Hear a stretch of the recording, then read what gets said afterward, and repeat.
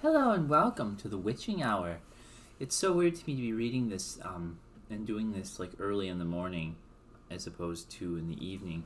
You probably won't see this video till the evening, but we're going to continue with the Witchmaster's Key. In the last edition, Frank had been told some ominous news and had passed out. Also, I wanted to mention Pumpkin Eater. I hope that's not too boring.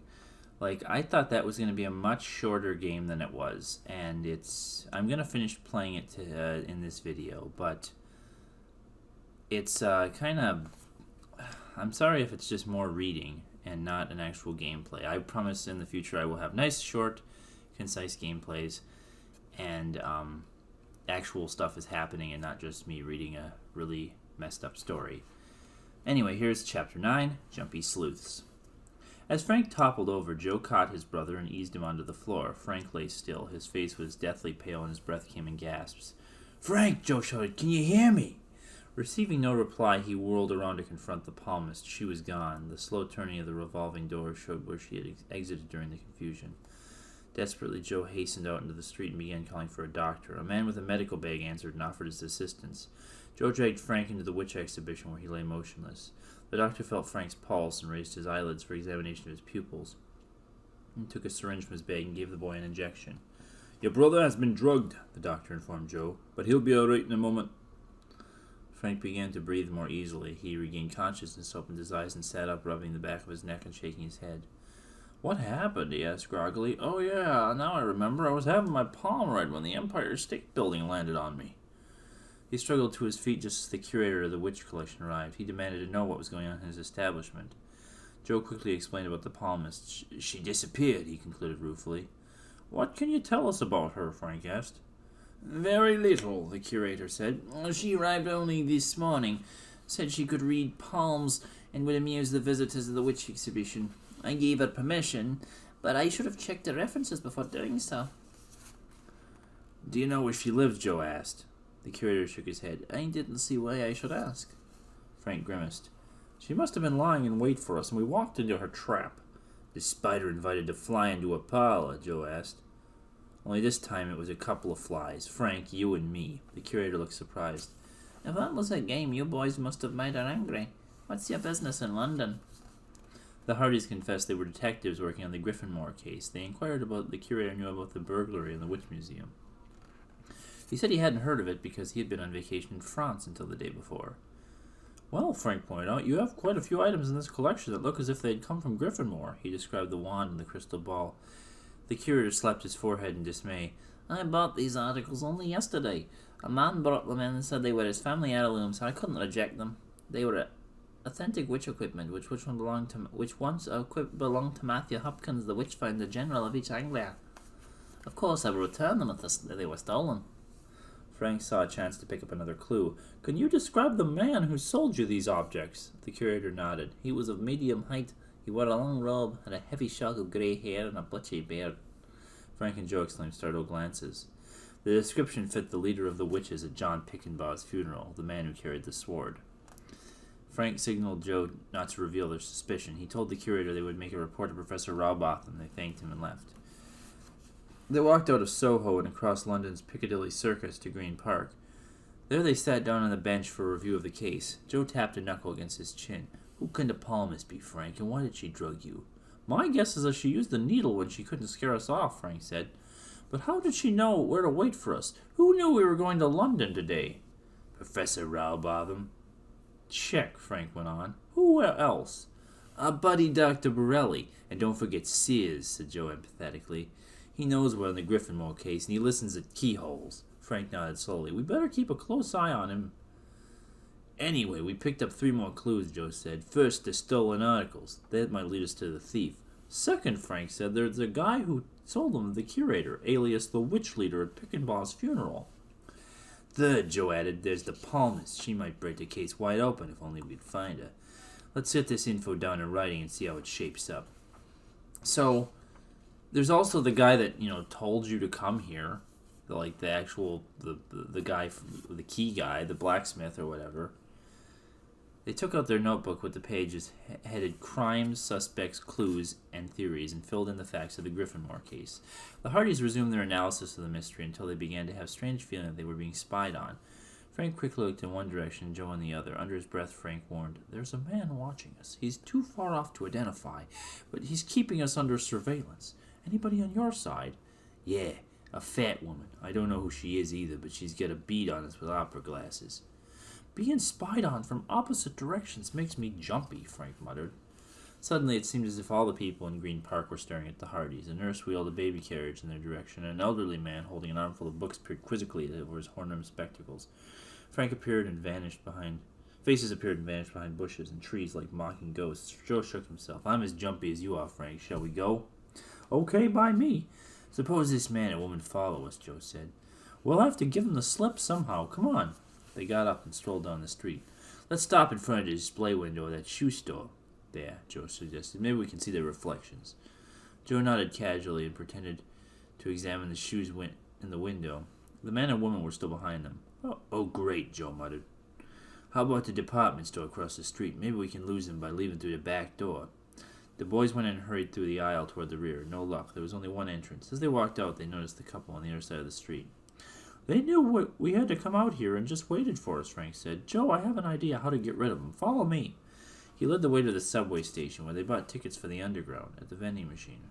Hurrying to the escalator, they descended to the bottom. About 10 yards opposite them and up the escalator was moving people toward the top exit.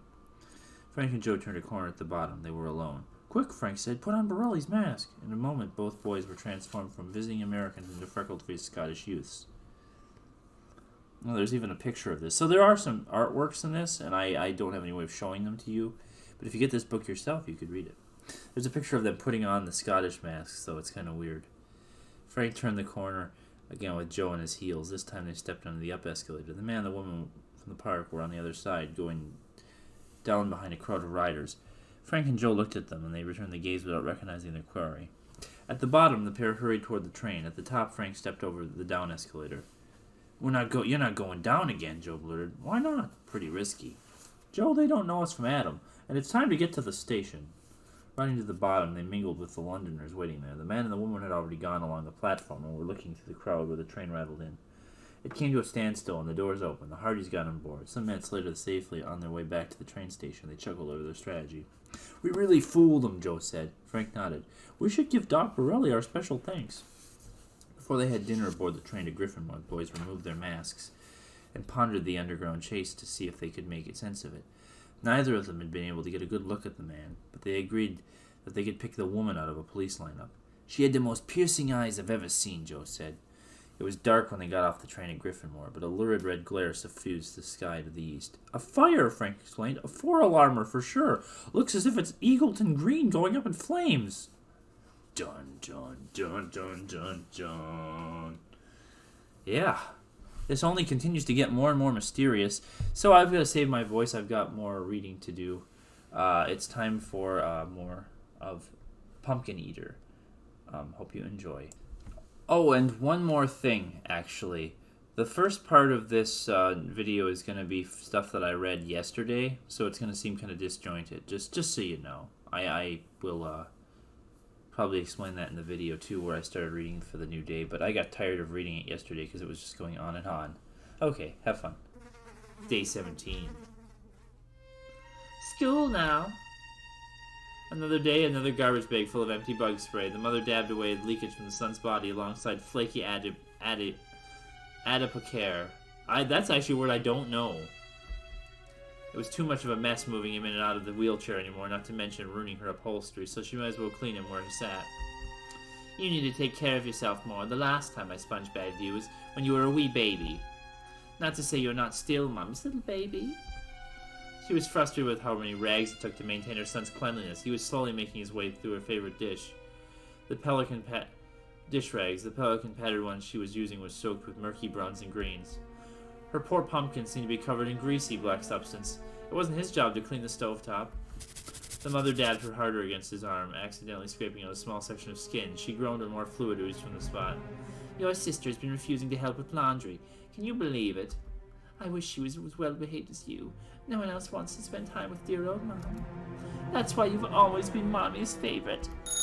Give me a second, I'll be right back. Hello, yes, this is the mother. What, my daughter said that? About that? I think a raccoon died in the walls. We're going to have to get it looked at. Yeah. She's just overreacting. Children have such vivid imaginations. Her fist clenched. That girl! Because the school bus was long gone, the mother had to drive to school to pick her up. They drove back in silence with the daughter awkwardly fidgeting. The mother looked like she was about to blow a gasket. Okay, explain yourself. Your teacher said that you were insistent on not returning home because there's a corpse in our house. Do you know how embarrassed I was? But it's true. There's insects crawling all over him in the house. I don't know how much more I can take. I feel so sick. The mother glanced at the body. What's that, darling? She's being quite rude. Yes, I agree with you. Mom, he's dead. He will never respond. When will you do something about it? It's awful living here. What a horrible thing to say about your brother. I thought I raised you better than that. Everything has gone downhill since he died. You didn't do my hair bow anymore. The food is rotten. Daddy barely ever comes home, and I can't stand all the smell. I know you're still grieving, but when will you get it through your thick head?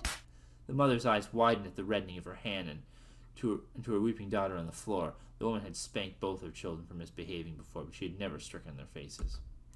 You hit me. Sweetie, I didn't mean to. I don't know what came a hold of me. You know I'm so stressed from taking care of your brother. I don't know who you are anymore, but you're not my mom. I hate you! Darling.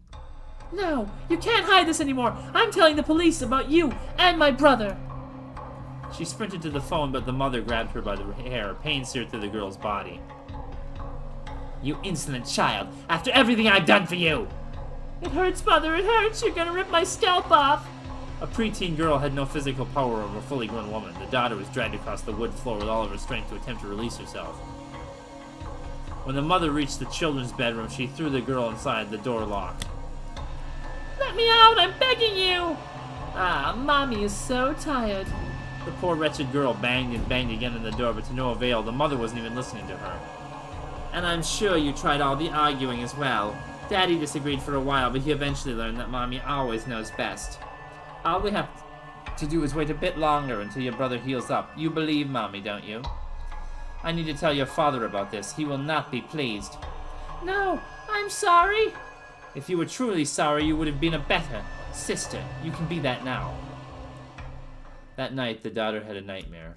Maggots covered every square inch of her body, twisting and writhing to find it any way to burrow deeper inside. She would have screamed if her mouth wasn't equally stuffed with maggots.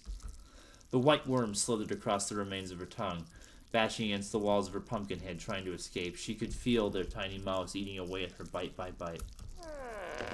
Hello there, my sweet baby boy. I was just checking up on you. Did I disturb your sleep? No, she wasn't her brother. Leave her alone. You haven't fallen asleep yet. Are you having trouble? I can read you a bedtime story if you'd like. Which one do you want to hear? If I remember correctly, the ugly duckling was your favorite. She sat down next to the daughter, unaware of the slimy, scurrying creatures crawling their way under her hem of her dress. Buzzing blowflies danced above the two, and she began to read. The air was suffocating. Good night. May you have the sweet dreams. She kissed the pumpkin. Dark slime clung to her lips from her sweet goodnight smooch. The room fell into darkness, leaving the daughter alone, coughing and gagging into the night.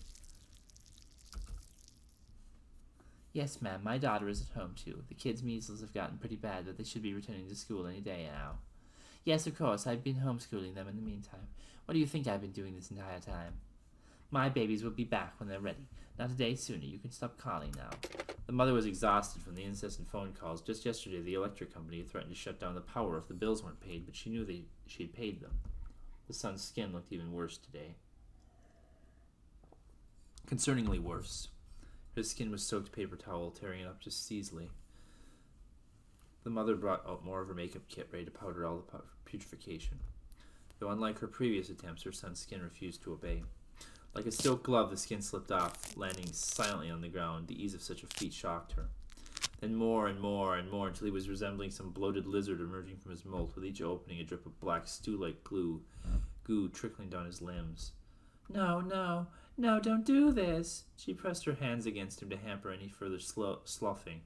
In retaliation, a geyser of thick fluid spurted from his torso, accompanied by air too foul to describe. Ah! Finally, the stream of bodily delicacies came to rest. The child in front of her was partially deflated, sagging further into his soaked seat. Delicacies? Delicate. There's some words in here I've never read before, never seen.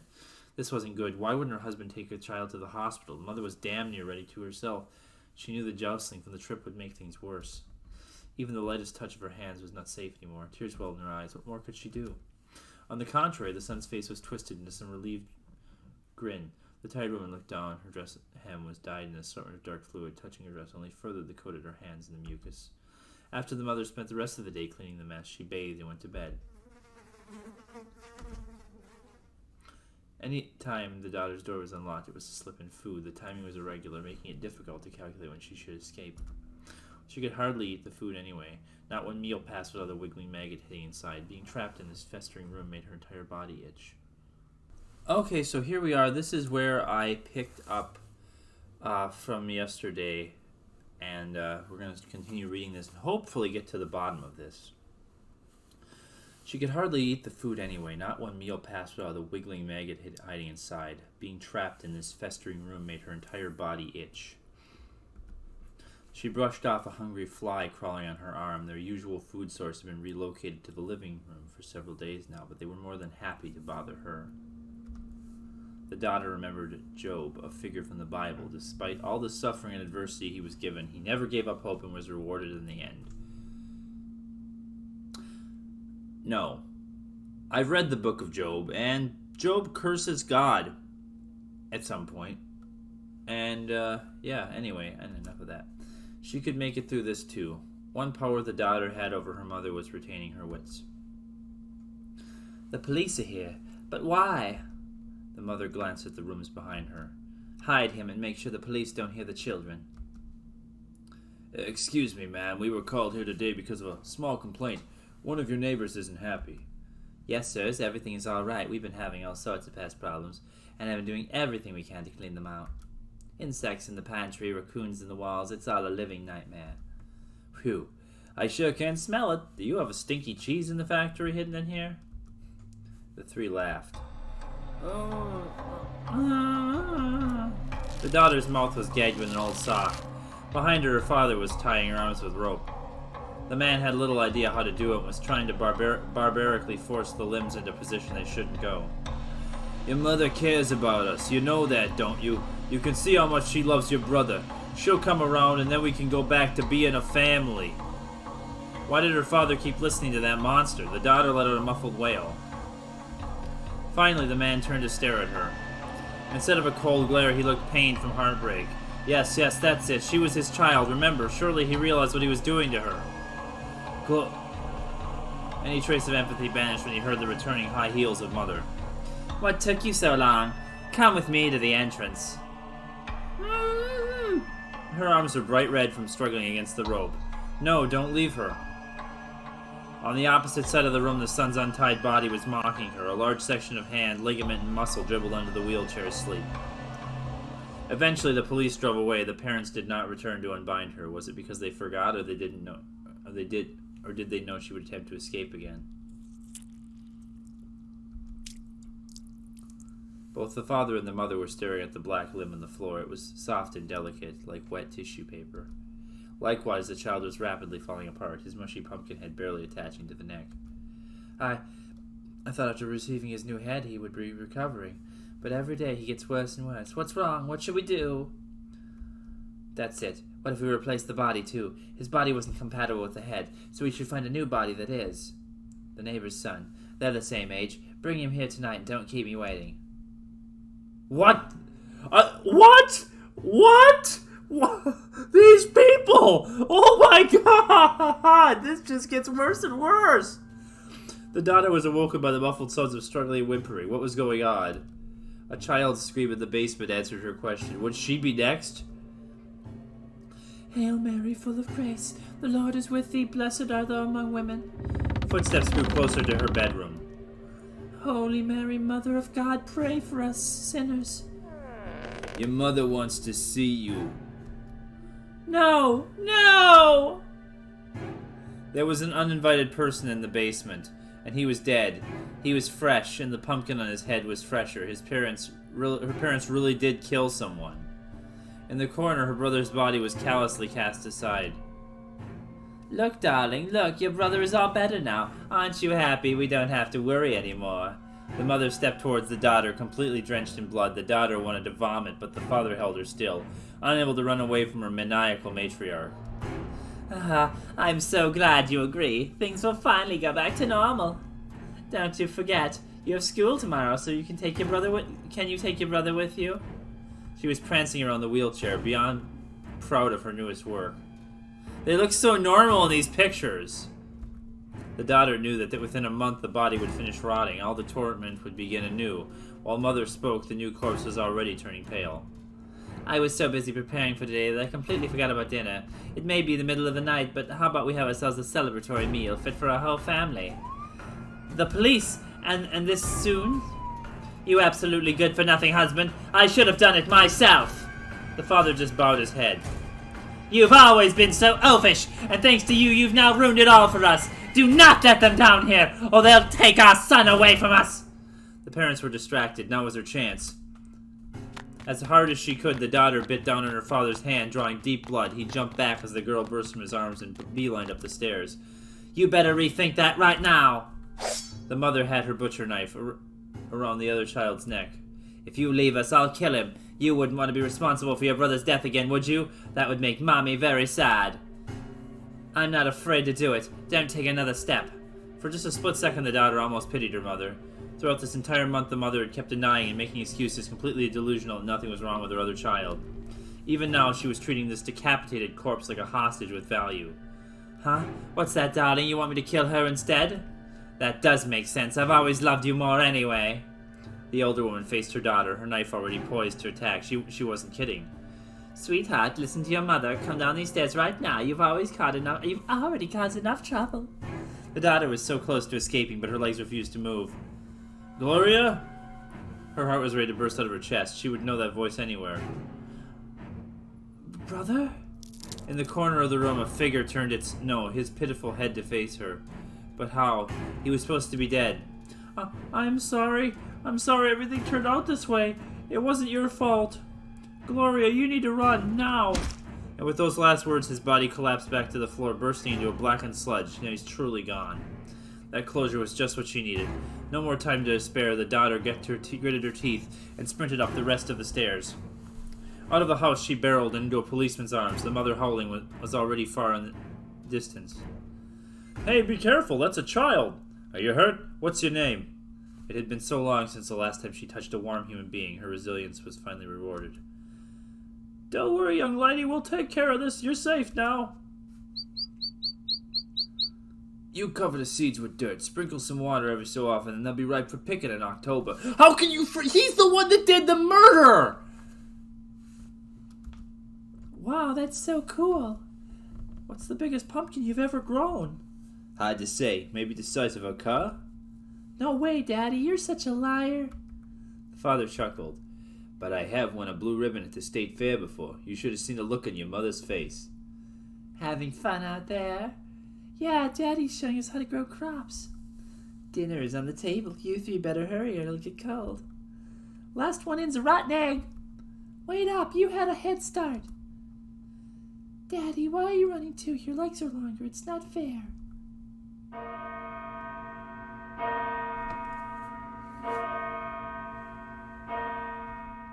Holy crap, I just realized something. So, I'll tell you at the end of this. Let's see. So, in the past, I've had Halloween decorations on this TV that I'm using as my monitor, and there's an imprint of a jack-o'-lantern in the center of the monitor, and it's really creepy. I only just now noticed this, even though I've been using this for almost a year. What a time to realize that. That's creepy. The mother put up a valiant struggle in staying with her deceased victims, but she was eventually dragged away, kicking and screaming. Ultimately, she was institutionalized. The father was charged with kidnapping and shortly afterwards committed suicide in prison. No one would mourn his death. With no family left to claim guardianship over the daughter, she was simply shipped to the nearest orphanage. For the longest time, this tragedy became the talk of the town. Who could have known the quiet, kind-hearted family were hosts to monsters? It was rather lonesome in the orphanage, no matter how many times the daughter bathed herself. Fellow children constantly remarked about a repugnant smell. She couldn't tell if it was because they were mocking or if the girl could truly never wash away the scent of death from her house. Oh, you poor child. I can't begin to imagine your pain. Don't worry, we'll find a good family to take care of you. At least the nuns were kind enough to ignore her smell. She was able to make friends with one of the older nuns, who was well known throughout the place for her baking skills. I baked a nice pumpkin pie today. Would you like a piece? Shoo, you silly fly. This pie is not for you. I'm sorry, they're just such a nuisance. The flies have been unusually bold recently, and I don't know why. If you would like, I can cut another slice of pie for you. Toss it, please. I'm not hungry. Are you sure? I'm begging you. I can't bear to look at it anymore. As you wish, my dear.